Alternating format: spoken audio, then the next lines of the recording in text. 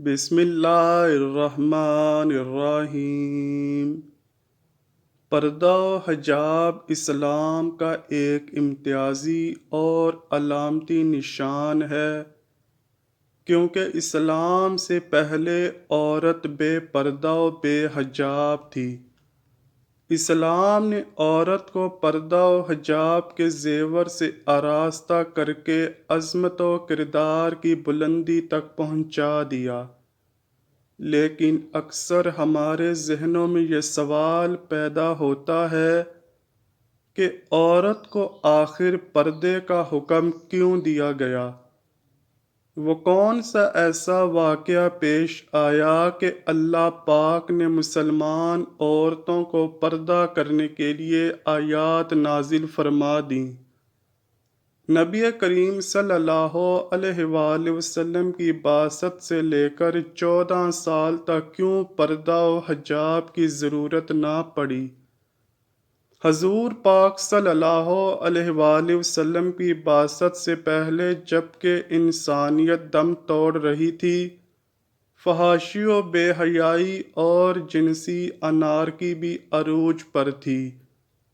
پردے کا ماحول بالکل ختم ہوتا جا رہا تھا، سوائے عرب کے کچھ شریف خاندانوں کے جو اس آوارگی سے دور تھے اور اس کو معیوب سمجھتے تھے، لیکن اکثریت فحاشی اور بے حیائی کے اس سیلاب میں بہتی جا رہی تھی، اور یہ بے حیائی اس حد تک بڑھ رہی تھی کہ عورتیں بے شرمی کے ساتھ بلا جھجک اجنبی مردوں کے ساتھ بازاروں اور گلی کوچوں میں بے پردہ بن ٹھن کر پھرا کرتی تھیں۔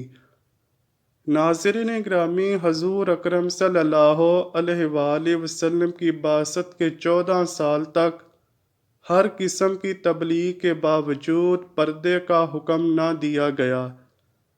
اس کی سب سے بڑی وجہ تو یہ تھی کہ اسلام کو لوگ، خصوصاً عورتیں، زیادہ سخت تصور نہ کریں۔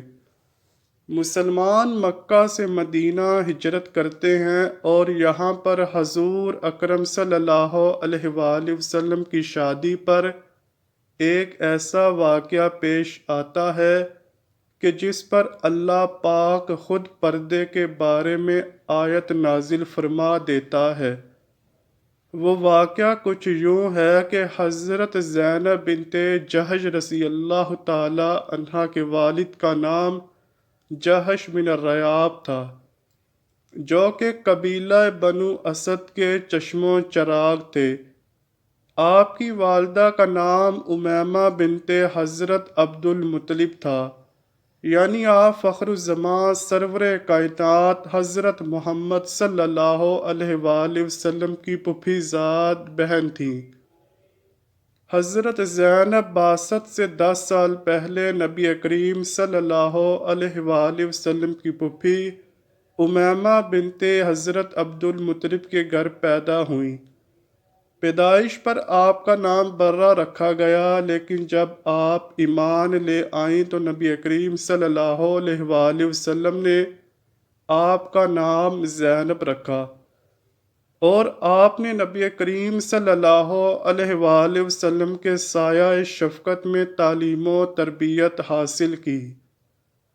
حضرت زینب بنت جحش رضی اللہ تعالی عنہا نہایت پرہیزگار، دیندار، راست گوئی، صدقہ دینے اور اپنے عزیز و اقارب کا خیال رکھنے والی خاتون تھیں۔ جب آپ جوان ہوئی تو نبی کریم صلی اللہ علیہ وآلہ وسلم نے آپ کا نکاح اپنے منہ بولے بیٹے حضرت زید رضی اللہ تعالی عنہ سے طے فرما دیا، لیکن یہ شادی زیادہ دیر نہ چل سکی اور صرف 1 سال بعد حضور پاک صلی اللہ علیہ وآلہ وسلم کی منہ بولے بیٹے حضرت زید رضی اللہ تعالی عنہ حضور پاک صلی اللہ علیہ وآلہ وسلم کے پاس حاضر ہوئے اور عرض کی، یا رسول اللہ صلی اللہ علیہ وآلہ وسلم، مزید یہ نکاح نہیں چل سکتا، ہم دونوں کی طبیعت بالکل جدا ہے۔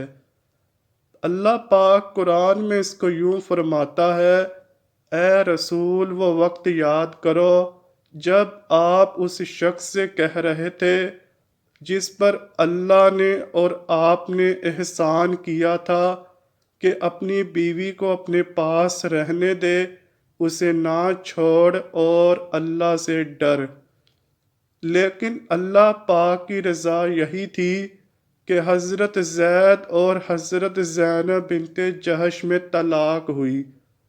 اب حضور پاک صلی اللہ علیہ وآلہ وسلم افسردہ رہنے لگے، اس لیے سرور کائنات حضرت محمد صلی اللہ علیہ وآلہ وسلم نے یہ فیصلہ کیا کہ وہ اپنی طلاق یافتہ پھوپھی ذات سے نکاح فرما کر انہیں ازواج مطہرات میں شامل فرما لیں۔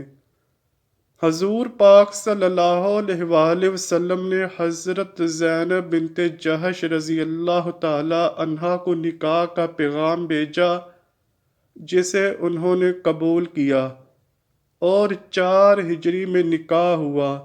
نکاح کے اگلے دن دعوت ولیمہ ہوئی۔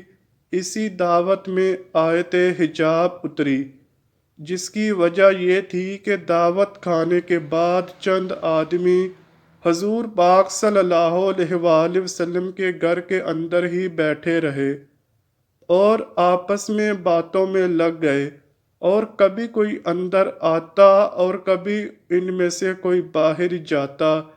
اسی مکان میں حضور اکرم صلی اللہ علیہ وآلہ وسلم کی دلہن حضرت زینب بنت جہش رضی اللہ تعالی عنہا بھی تھیں، اور وہ ان مردوں کی وجہ سے دیوار کی طرف منہ کر کے بیٹھی تھیں اور بے چینی محسوس کر رہی تھیں۔ حضور اکرم صلی اللہ علیہ وآلہ وسلم نے جب یہ دیکھا تو آپ پریشانی میں چکر لگانے لگے۔ حضور اکرم صلی اللہ علیہ وآلہ وسلم کے بار بار چکر لگانے کی وجہ سے ان مردوں میں سے کچھ تو اٹھ کر چلے گئے، لیکن کچھ پھر بھی بیٹھے رہے۔ ناظرین گرامی، یہ یاد رہے کہ یہ سب باتیں اللہ پاک نے قرآن میں خود اتاری ہیں۔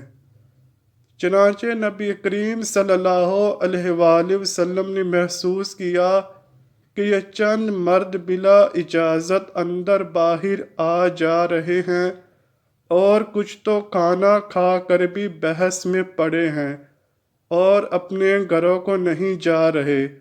رات کافی گزر گئی تھی اور حضرت زینب رضی اللہ تعالی عنہا نئی نویلی دلہن کی طرح نیا جوڑا پہنے ان مردوں کی وجہ سے دیوار کی طرف منہ کر کے بیٹھی ہیں۔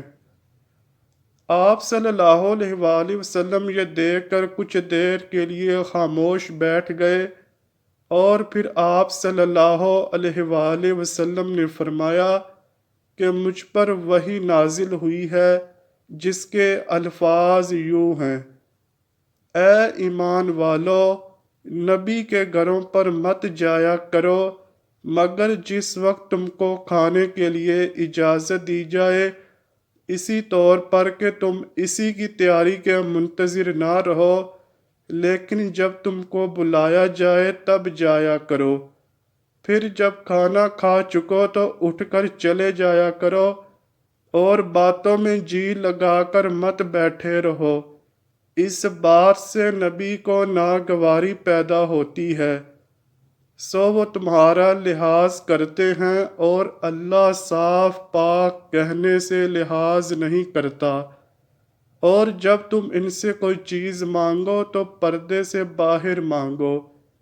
اس آیت کو سننے کے بعد سب مرد حضرات فوراً گھر سے باہر نکل گئے، اور پھر حضور اکرم صلی اللہ علیہ وآلہ وسلم نے دروازے پر ایک پردہ لٹکا دیا، اور اگلی صبح تمام امہات المومنین کے دروازوں پر پردے لٹکا دیے گئے، اور لوگوں کو گھر کے اندر جانے کی ممانعت ہو گئی۔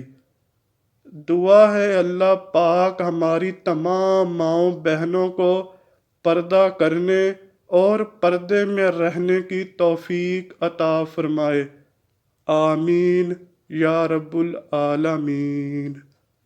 امید کرتا ہوں کہ آپ کو ویڈیو ضرور پسند آئی ہوگی۔ اگر ویڈیو پسند آئی ہے تو ویڈیو کو لائک کیجئے، شیئر کیجئے اور چینل کو لازمی سبسکرائب کیجئے۔ ملتے ہیں اگلی ویڈیو میں، تب تک کے لیے اللہ حافظ۔